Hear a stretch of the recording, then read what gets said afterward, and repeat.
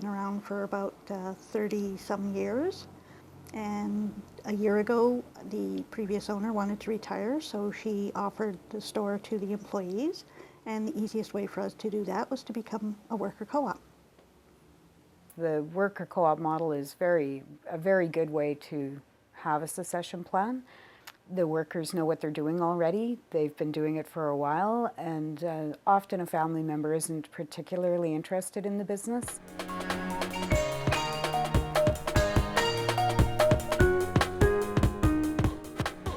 We sell yarn, knitting needles, patterns, anything you might need to create a sweater for yourself or someone you love. We've got foot traffic. There's vibrant communities all around where you can, and we're very easily accessible. So it's a great way for us to advertise when you don't have an advertising budget. We're getting more of the neighborhood people walk through traffic as opposed to where we were previously. But I think the customers have adapted to us being a co-op very well.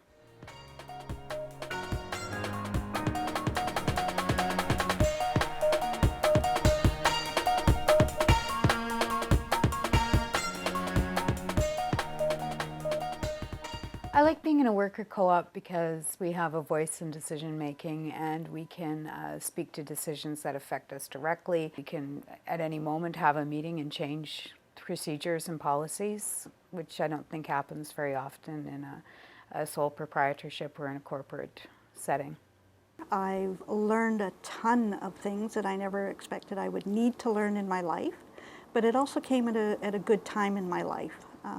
I am an older woman, and I have heard that to help prevent Alzheimer's, one of the great things to do is to keep learning new things. And owning a business, there's a lot to learn.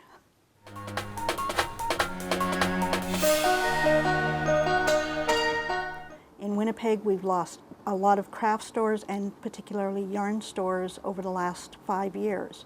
And Ramwools was the last remaining yarn store in the city. I really did not want to see it close. If we're producing a pattern, we believe that they should be freely distributed.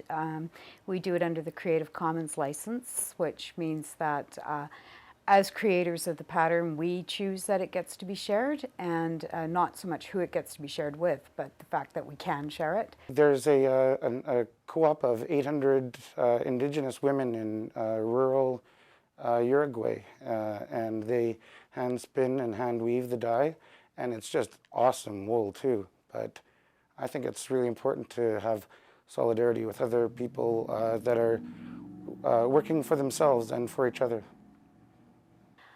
Our co-op follows the values of participatory economics in that we all work together without a hierarchy, we all have an equal pay, we all take part in different types of jobs throughout the day so that no one person is more empowered than the other.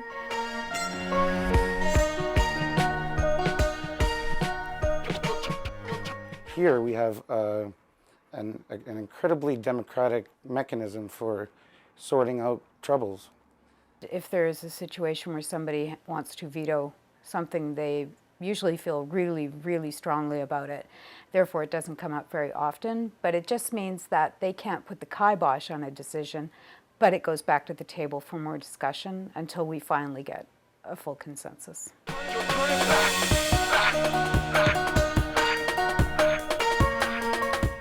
Some of the challenges I've found from being in a worker co-op is just some organizational things, but they've been pretty minor so far.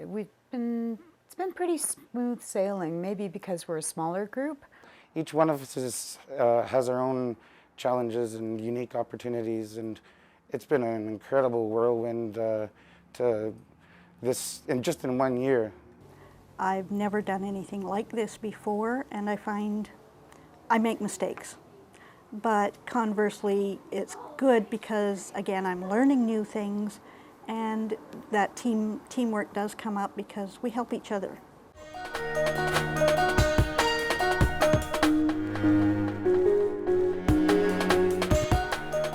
Our future plans are, well, we've only been in business for 1 year, so we would like to see another year and clear up some of our debt. I would say we need better lighting because sometimes the lighting isn't perfect. To expand when we can, to grow, to bring on new members and help them to understand the worker co-op model and to continue the store so that even after we are ready to retire ourselves, that again, we won't be faced with that, what do you do with the store? What if it closes? We'll have brought in new people and it will be a continuation of Ramwool's Yarn Co-op.